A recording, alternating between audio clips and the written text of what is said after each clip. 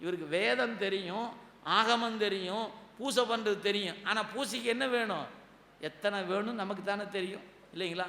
இப்போ சிவலிங்கம் வேணும், அதுக்கு சொம்பு வேணும், பஞ்சபாத்திரம் வேணும், உத்திரணி வேணும், அதுக்கு எத்தனை வேணும். அதுபோக அபிஷேக திரவியங்கள் வேணும், முக்கியமாக தட்டு மணி எல்லாம் வேணும். இதெல்லாம் வேணுமா இல்லையா? சரி, இப்போ பாலை சொரியதை பார்த்தோன்னே என்ன பண்ணார் அவர், அந்த மன்னி ஆறுன்னு அந்த ஆற்றுக்கு பேர், மன்னி ஆற்றின் கரையில் சிவலிங்கத்தை வச்சார், ஒரு கருவறை அமைச்சார், அப்படியே நீடு சிவாலயத்தை கட்டி முடித்தார். கோயில் கட்டி முடித்தோடனே வேக வேகமாக போனார். அங்கே இருக்கிற ஆத்தி மரத்துடைய இலையை எடுத்துக்கொண்டார், பூக்களை எடுத்துக்கொண்டார், அதுக்கப்புறம் ஆங்காங்கு கடந்த மண் சொப்புகளை எடுத்துக்கொண்டார். நேராக வந்தார். ஒரு பசுவு இடத்துல ஒரு காம்பை ஒரு முறை மட்டுமே சொறிவது, அவ்வளோதான். ரெண்டாவது முறை பிரிக்க மாட்டார். அப்படி ஒரு முறை இழுத்தார், எவ்வளோ வந்துச்சோ அவ்வளவு. அப்படியே ஒவ்வொரு பசுவு இடத்திலும் பால் பெற்றுக்கொண்டார். கொண்டு வந்து அமர்ந்து பெருமானை வேண்டி, ஏன் இதெல்லாம் அவர் படித்த ஆகமங்களும் வேதங்களும் அவருக்கு துணையாக இருந்துச்சு. பூசை பண்ண ஆரம்பிச்சிட்டார். பெருமானை தாவித்து, ஒரு அழகான குறிப்பு இருக்கிறதுங்க.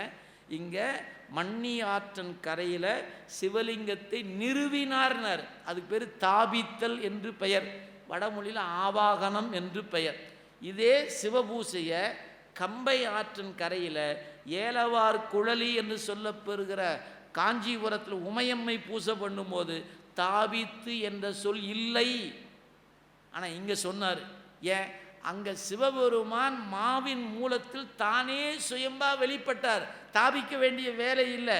ஆனால் இவர் மண்ணி ஆற்றின் கரையில் இவர் அமைப்பதனால இவர் அந்த சிவலிங்கத்தை தாபித்தார் என்ற சொல்ல பயன்படுத்துகிறார் சேக்கிழார். எனவே ஆவாகனப்படுத்தி பூசை பண்ணணும். இப்போ என்னாச்சு, இருக்கிறது பால், அப்புறம் அங்கே ஆற்றில் இருக்கிற தண்ணீர், கிடைத்திருக்கிற இலை பூ போன்றவை தான் கிடைச்சிருக்கு. இதை வைத்து கொண்டு பூசை பண்ண ஆரம்பித்தார்.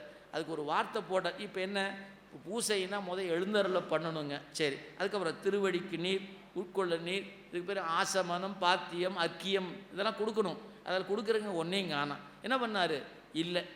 சரி, அடுத்து என்ன பண்ணணும், தூபம் காட்டணும், அப்புறம் தீபம் காட்டணும், அமுது ஊட்டணும், அப்புறம் மீண்டும் தீபாரணை காட்டணும், அப்புறம் தாங்க அபிஷேகம் பண்ண ஆரம்பிக்கணும். இது பூசை முறை. பூசை முறை அவருக்கு தெரியும். ஆனால் அந்த பூசை செய்வதற்கு பொருளை விட்ட இல்லை. என்ன பண்ணாராம், தேடாதன எல்லாம் அன்பினால் நிரப்பினர். எதெல்லாம் இல்லையோ அதை அன்பில் ஃபுல் பண்ணிக்கிட்டாராம். இருப்பது போல மனதில் நினைத்து கொண்டு பூசையை முடித்தார். இது முதல் நாள் முடிஞ்சுதுங்க. இப்படி அந்த பூசையை செய்து முடித்து விட்டு பசுக்களை கூட்டிக் கொண்டு விடார். இப்படி ஒவ்வொரு நாளும் போய்கொண்டே இருந்து ஒரு நாள் வழியில் போகிற ஒருத்தர் என்ன பண்ணுறான், இவர் பூசை பண்ணுற காட்சியை பார்த்த உடனே நேராக அந்த ஊருக்கு இருக்கிற அந்தனர்கிட்ட போய், நீங்கள் நல்லா ஆளை விட்டு மேய்ச்சிக்கிட்டு இருக்கிறீங்க, அவன் என்ன பண்ணிகிட்டு இருக்கிறான் தெரியுமா, பாலை சுரந்து மண்ணில் ஊற்றி விளையாடிட்டு இருக்கிறான்ட்டான்.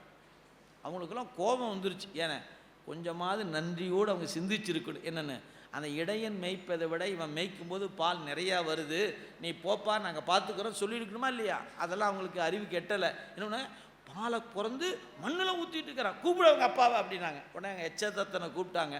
சபை கூடியது. வந்தான். என்னென்ன, உன் பையன் செய்கிற தீய செயலை கேள் அப்படின்னாங்க. இப்படி ஏதோ பண்ணிகிட்டு இருக்கிறான், என் பையன் செஞ்ச தப்புக்கு நான் மன்னிப்பு கேட்டுக்கொள்கிறேன், இனிமேல் இந்த தவறு நடக்காமல் பார்த்துக்கிறேன் அப்படின்னு யார் சொல்கிறா, எச்சதத்தன் சொல்லுகிறான். சரி அப்படின்னு அவங்க என்ன பண்ணாங்க, சரி நீ இதுக்கு நான் நாளை இதுக்கு உண்மை சொல்லுகிறேன், பார்த்து விட்டு சொல்லுகிறேன், தவறு நடக்காமல் பார்த்துக்கிறேன்ட்டான். சரின்னு அந்த சபை விட்டுருச்சு. இரவு வீட்டுக்கு வந்தான். பையன்கிட்ட பேசவே இல்லை, அமைதியாக இருக்கிறான். அவர் பாட்டுக்கு அப்பா வழக்கமாக பேசக்கூடியவர் பேசவே இல்லையே. சரி திருவருள் அப்படின்னு அவர் பாட்டுக்கு வழக்கமாக காலை எழுந்து பசுக்களையெல்லாம் அழைத்து கொண்டு மேய்ச்சலுக்கு வரார்.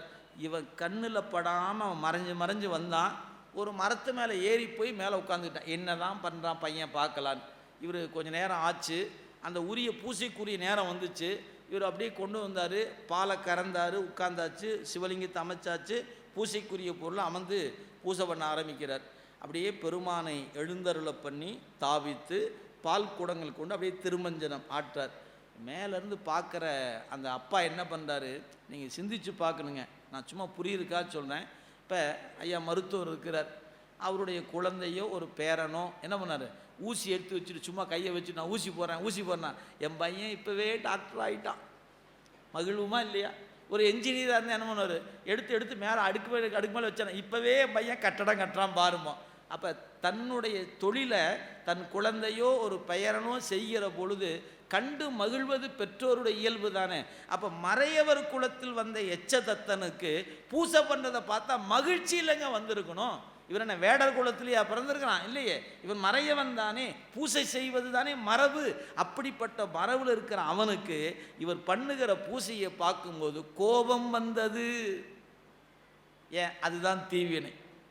நல்ல இன்பம் வர வேண்டிய தந்தைக்கு இன்பம் வரலை. ஏன்? தீவினையினால் அவர் கோபம் வந்துச்சு.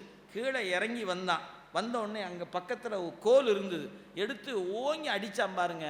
அடித்ததையே பொருட்படுத்தாமல் அவர் பூசை பண்ணிகிட்டே இருக்கிறார். ஏன்? அவர் தன்னை மறந்து சிவபூசையில் ஈடுபட்டு இருக்கிறார். அப்புறம் கோபம் திட்டி பார்த்தான், அதுக்கும் பொருட்படுத்தலை. அடித்து பார்த்தான், அதுக்கும் பொருட்படுத்தலை. இப்போ என்ன பண்ணணும்னு தெரியல. இப்போ தான் பார்த்தான், இந்த பால் குடம் கொண்டு ஒரு திருமஞ்சனம் ஆட்டுவதை பார்த்து காலால் எட்டி ஓங்கி பால் குடத்தை உதைச்சான் பாருங்க. அப்போ தான் இப்படி பார்க்குறாரு. பார்த்தோடனே அப்பான்னு தெரிஞ்சது. பக்கத்தில் இவர் ஒரு கோல் வச்சுருப்பார் மாடு மேய்ப்பதற்கு. அந்த உயர்ந்த இடத்துல தான் வளைச்சி கொடுப்பது. அந்த கோலை கையில் எடுத்தார் பாருங்க, அதுவே மடுவாக மாறியது. உடனே என்ன பண்ணார்? 2 காலையும் வெட்டினார். எட்டி உதைத்தது ஒரு கால், இன்னொரு கால் ஊன்றிய கால், 2ஐயும் வெட்டினாராம். இப்போ உரை எழுதின வந்தவங்க ஒரு காலத்தான் ஏன் வெட்டணும், ஏன் 2வது காலை வெட்டினாங்கன்னாரு. அதாவது சட்டத்தின் பார்வையில் குற்றம் செய்வதும் தவறு தான், குற்றத்துக்கு துணையாக இருப்பதும் தவறு தான் என்பதனால ஒரு காலை ஊன்றித்தானே எட்டி உதைக்கணும். எனவே உதைத்தது ஒரு காலாக இருந்தாலும் துணை செய்த ஒரு கால் என்பதனால 2 காலையும் வெட்டினார். இப்படி வெட்டிய உடனே அப்பா அப்படி கீழே விழுந்துட்டார்.